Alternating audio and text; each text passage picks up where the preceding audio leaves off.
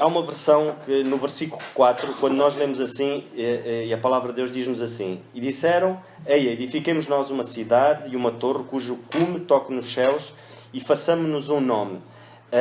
Há uma versão que diz, nesta parte que diz façamo-nos um nome, há uma versão que diz que sejamos famosos. E nós vemos aqui que a história está-se a repetir outra vez. Nós vemos que toda esta descendência era uma descendência de Noé. E nós vimos o que é que aconteceu com Noé. Nós vimos que era um povo que virou as costas a Deus, que vivia de uma maneira como bem entendia e bem queria, e Deus destruiu a terra com água. E houve um homem que foi Noé, que era um homem, a gente vai ler, que era um homem que andava com Deus.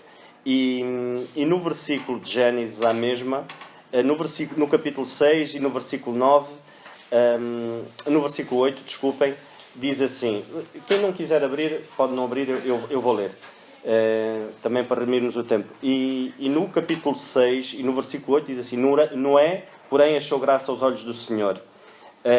Estas são as gerações de Noé. Noé era varão justo e reto em suas gerações. Noé andava com Deus.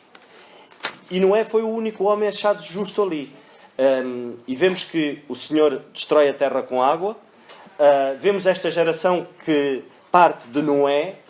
E vemos precisamente a mesma geração a virar costas a Deus. E vemos esta mesma geração. É engraçado que esta geração desobedece logo desde o início.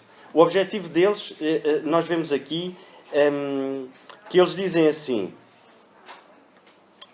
no versículo 4 do capítulo 11, voltamos ao capítulo 11, eles dizem assim,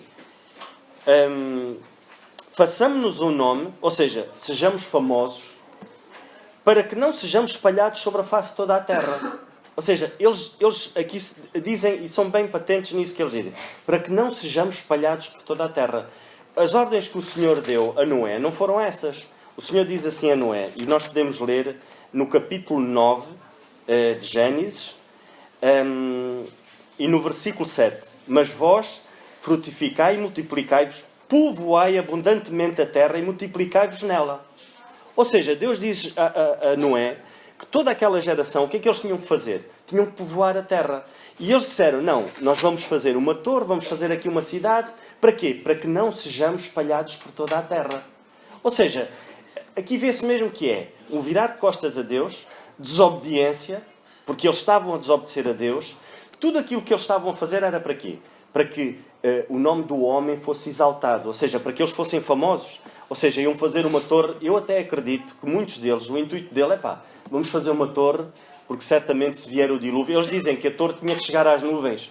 Se vier o dilúvio, a gente já tem aqui uma torre onde a gente se possa esconder. Se calhar muitos... Porque não passou muito tempo destes acontecimentos.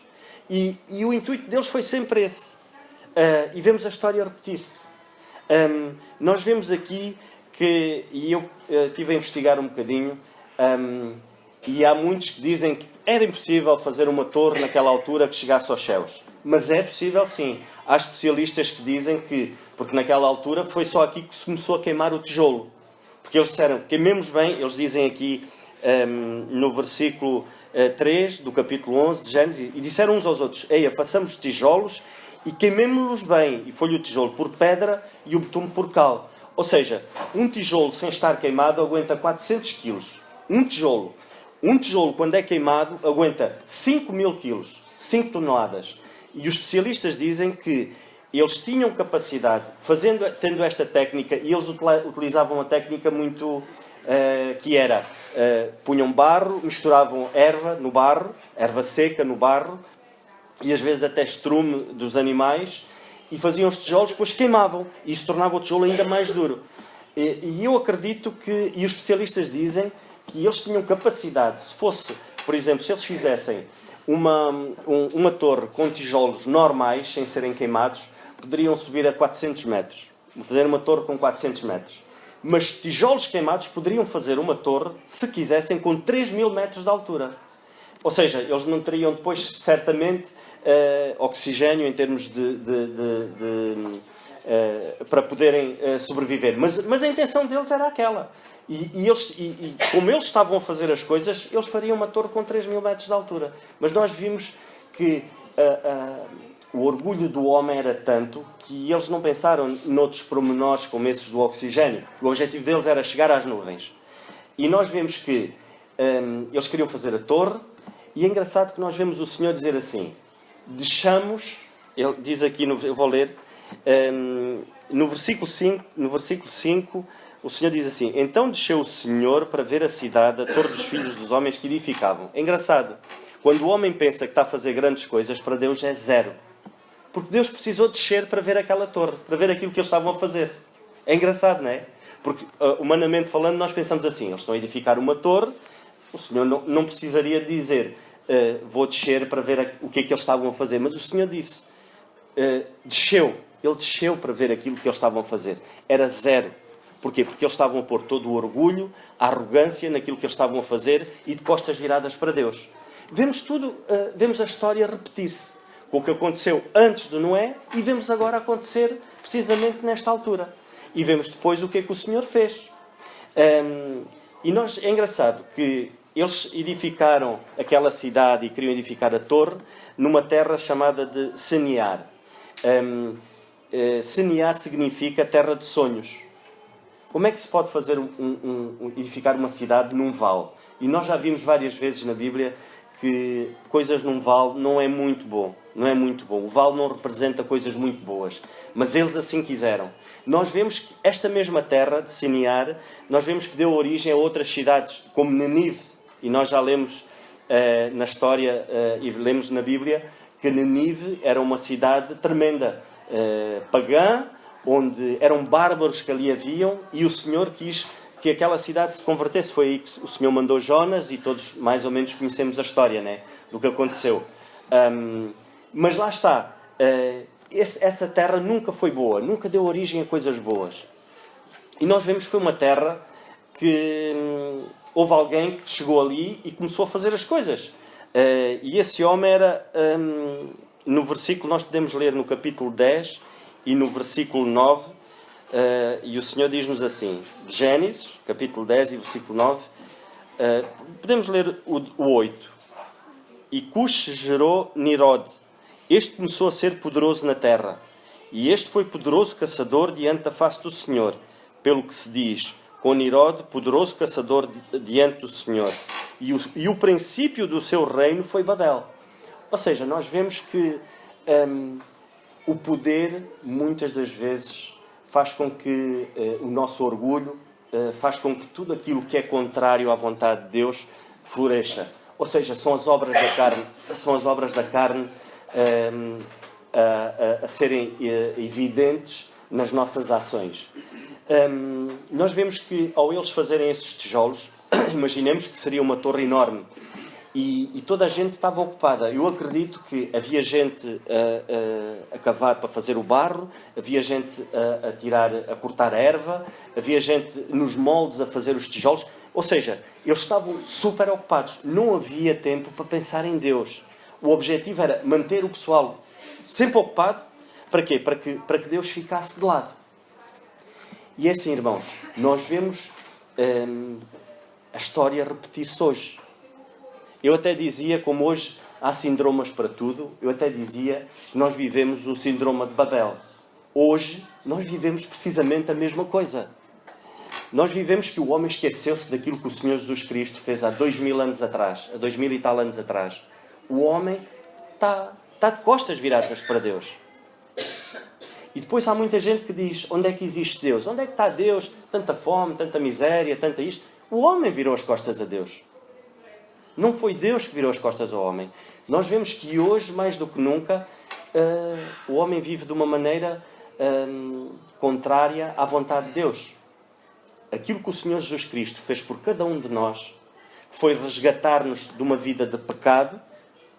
Para quê? Para que hoje tivéssemos o privilégio, para quem crê no Senhor Jesus Cristo.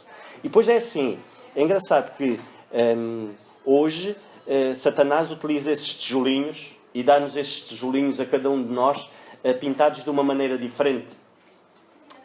São prendas embrulhadas, é lixo, é barro e é capim, embrulhado em prendas muito bonitas.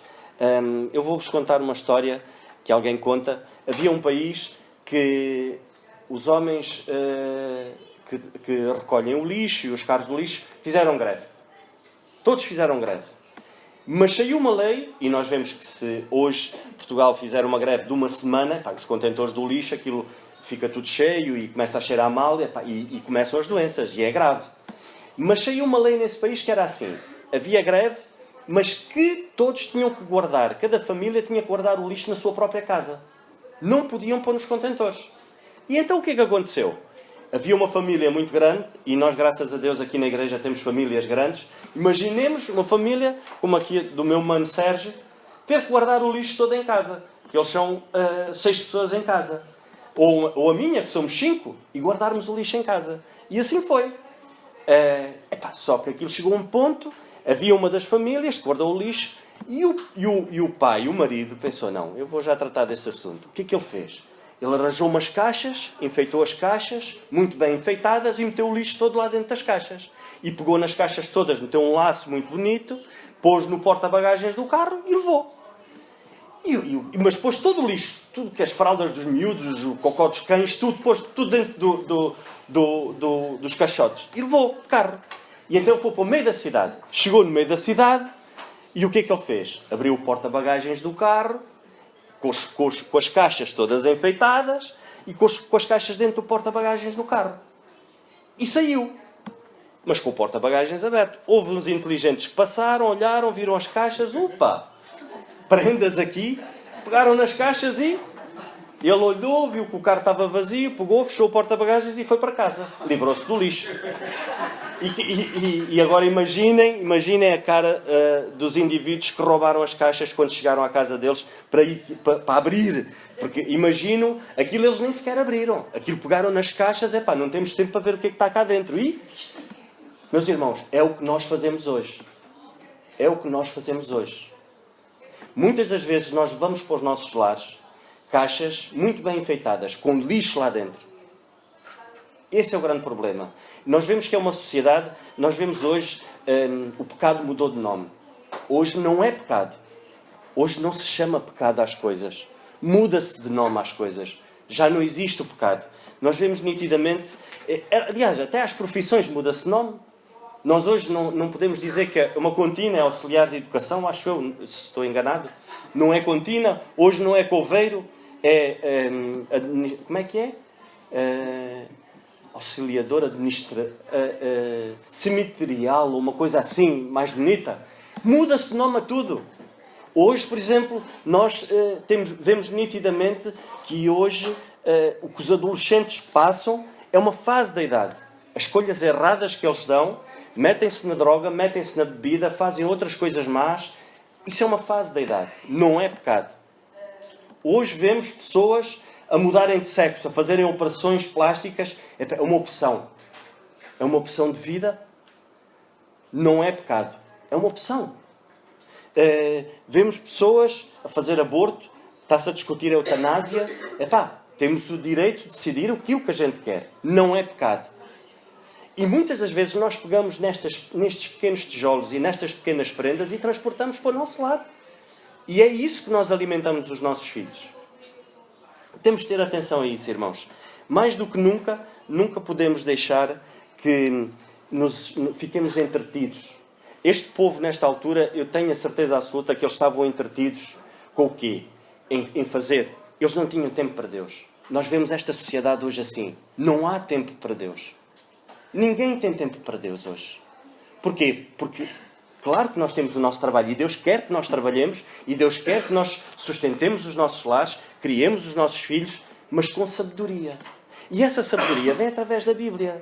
Nós às vezes não ganhamos, porque às vezes, o que é que a gente faz no nosso dia-a-dia? Que tempo é que nós deixamos para nos dedicarmos àquilo que Deus quer, à vontade de Deus? Quanto tempo é que nós passamos, e agora fala a igreja, quanto tempo é que nós passamos a orar? Quanto tempo é que nós tiramos um bocadinho para ler a Bíblia? aquilo que Deus nos quer mostrar. Para ler um bom livro, como ainda o irmão Zé anunciou, que vai ter uma tarefa difícil até 1 de março, até 1 de abril, ler 600 páginas. Mas pronto. Mas que intenção é que nós temos? Porquê? Porque vivemos absorvidos por uma sociedade que imprime um ritmo e tenta nos dar tijolinhos para nós fazermos. Para quê? Para não termos tempo para Deus. É o trabalho. E quando não é o trabalho, nós arranjamos coisas para pôr no lugar que devíamos, no espaço que nós nos devíamos dedicar a Deus. Com os nossos filhos, da mesma maneira. Passamos tempo com os nossos filhos. Será que a gente tira algum tempo para estarmos com os nossos filhos? Lermos um bocadinho a Bíblia, passarmos um bocadinho com eles, falarmos de coisas úteis? Irmãos, temos que ter a sabedoria vinda do Senhor. Nós vemos nitidamente que essa é a estratégia de Satanás. Se o diabo nos ocupar, nós não temos como falar a um amigo daquilo que o Senhor Jesus Cristo fez na cruz. Porque não temos tempo, não tenho tempo, não posso perder tempo agora. Tenho coisas para fazer. E isso não é bom. Nós, como igreja, somos um navio de resgate. Não somos um navio de recreio. E o navio de resgate é mesmo esse. Ele vai buscar almas. Para quê? Mostrar aquilo que o Senhor Jesus Cristo fez há 2000 anos atrás. Ou seja, por amor de cada um de nós. Porque nós estávamos separados de Deus. Pelo pecado. Não havia como. Hoje a sociedade compra presentes embrulhados, esterco lá dentro, embrulhados com um lacinho muito bonito a dizer assim: basta seres uma boa pessoa, és um indivíduo bom, tu de vez em quando até dás comida aos pobres, não fazes mal a ninguém, nunca mataste ninguém. E esse é o presente embrulhado, essa é a grande mentira que Satanás hoje vende. Para quê? Então vais ganhar o céu. Mentira! Isso não nos leva ao céu. Porquê? Porque tudo aquilo de bom que nós podemos fazer não chega para nos aproximarmos de Deus. Porquê? Porque nós somos somos pecadores. Uma pessoa que faça muito bem, mente, falha. Só em pensamento, peca. E então não há hipótese, não há como chegar a Deus. Só através do Senhor Jesus Cristo. Porquê? Porque Ele não tinha pecado. E Ele morreu na cruz por cada um de nós. É tão fácil ganhar o céu. Basta crer nesta verdade única. E se nós crermos verdadeiramente que o Senhor Jesus Cristo morreu por nós, nós ganhamos a salvação através do Senhor Jesus Cristo. É simples. Mas lá está. Até isso, Satanás faz parecer às pessoas de que é simples demais. Eu tenho que fazer alguma coisa. É como o nosso irmão Daniel uma vez disse: se nós tivéssemos, para ganhar a salvação, mexer o nosso dedo, nós nunca tínhamos a certeza. Nunca! Porque eu não sabia se seria assim, ou se seria assim, ou assim. Eu nunca ia ter a certeza. Daí o Senhor dizer: crê no Senhor Jesus Cristo. Aquilo que Ele fez por ti é suficiente. Tu não precisas fazer mais nada. E depois nós vemos então Deus trabalhar. Nós vemos que Deus queria trabalhar aqui neste povo. Quando Deus tinha um plano, Deus é tão misericordioso que depois disse a Noé: olha, vocês têm que fazer isto.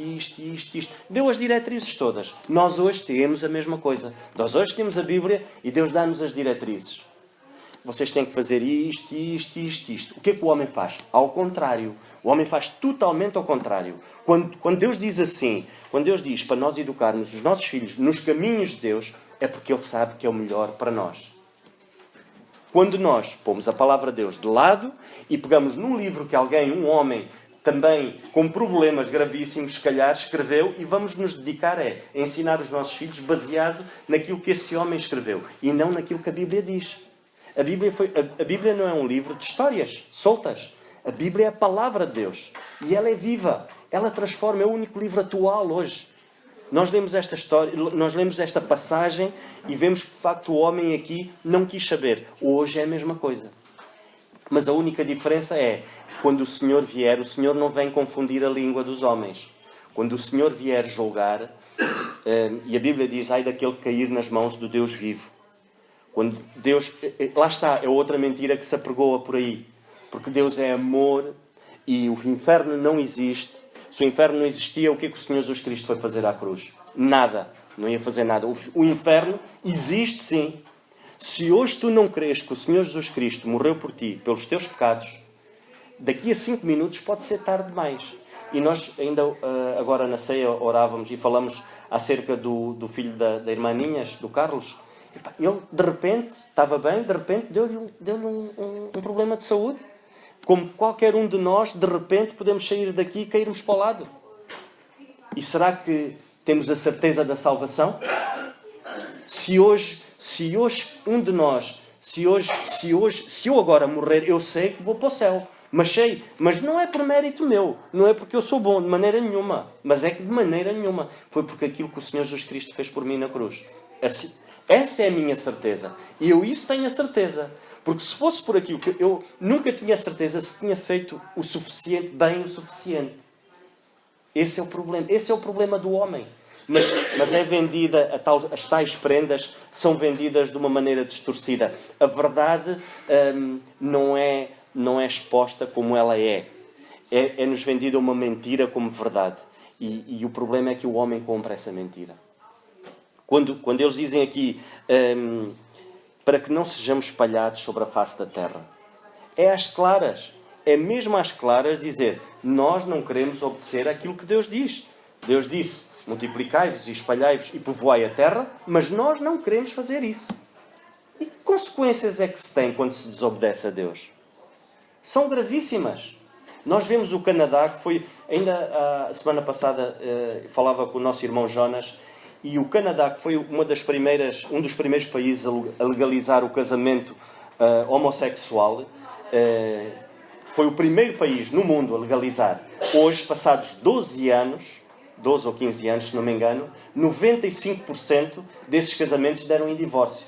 Não resultou. Claro que não funciona. Porque Deus fez as coisas de uma maneira correta. Deus criou o homem e a mulher. Ponto. Quando nós vemos uma sociedade a legalizar outras coisas como a droga, nós vemos a Holanda, vemos especialistas a dizer que a Holanda é um caos autêntico. E foi um dos países a legalizar a droga. É tudo permitido. E nós vemos que Deus diz aqui, nesta passagem, Deus diz assim, e disse, eis que o povo é um e todos têm uma mesma língua. E isto é o que começam a fazer. E agora não haverá restrição para tudo o que eles intentarem fazer. Hoje é igual. Hoje é igual. Hoje não há limites para nada. Hoje é um descalabro total esta sociedade. Porquê? Porque viramos... O homem hoje tem as costas viradas para Deus. Hoje tudo é permitido. Tudo é permitido. Não há restrição para nada. E era o que estava a acontecer aqui. Porquê? Porque eles viraram as costas a Deus. E continua-se constantemente. E nós pensamos assim, isto vai melhorar. Não vai melhorar. Aos passos que nós estamos a andar, não vai melhorar. Porquê? Porque tudo é permitido. Vale tudo. Os princípios de Deus deixam de funcionar. Aquilo que as sociedades, que são os pilares da sociedade, que são os princípios com que nós nos devemos, isso está a deixar de funcionar. Vemos nações que outrora tinham Deus em primeiro lugar, hoje Deus é posto de lado. Vamos ver daqui a uns anos como é que é. Nós basta olharmos para o nosso lar. Se nós não tivermos Deus no nosso lar, se não priorizarmos Deus na nossa vida, não somos melhores do que ninguém. E nós vamos ver o que é que acontece quando um lar não prioriza Deus. É complicado, irmãos. Que o Senhor nos ajude e que cada um de nós possa pensar que o principal é andar com Deus. Isso é o principal. É crer no Senhor Jesus Cristo. Esse é o primeiro passo. Crer no Senhor Jesus Cristo como teu Salvador. E deixa o Senhor fazer o resto. Que o Senhor nos ajude e que este síndrome, como se agora vou pôr as coisas assim, entre aspas, que não é síndrome nenhum, é o pecado. É pecado que este síndrome de Babel não contamina as nossas próprias vidas. E como crentes, temos de ter cuidado. Temos de ter cuidado porque o diabo não tem poder para nos tirar a salvação. Mas ele tem a capacidade, como a Bíblia diz, ele anda ao redor. Ele não dorme. Ele anda ao redor para nos desviar. Por essas pequeninas prendas embrulhadas, esse pequenino esterco que está lá dentro, essas prendas embrulhadas em coisas boas. Que o Senhor nos ajude e que cada um de nós possa pensar seriamente na nossa posição. Naquilo que nós andamos aqui a fazer. Porque é louco aquele que pensa que nasceu, nasci, morreu, vou morrer e tudo vai acabar. Como quem defende a eutanásia, por exemplo. A eutanásia não é o fim, é o princípio. Esse é que é o grande problema. E as pessoas não pensam nisso. Que cada um de nós possa meditar naquilo que o Senhor nos quer dizer. E não nos esqueçamos que esta passagem da Torre de Babel é nitidamente os dias de hoje. E vemos as consequências disso. O que é que aconteceu? Que o Senhor nos ajude.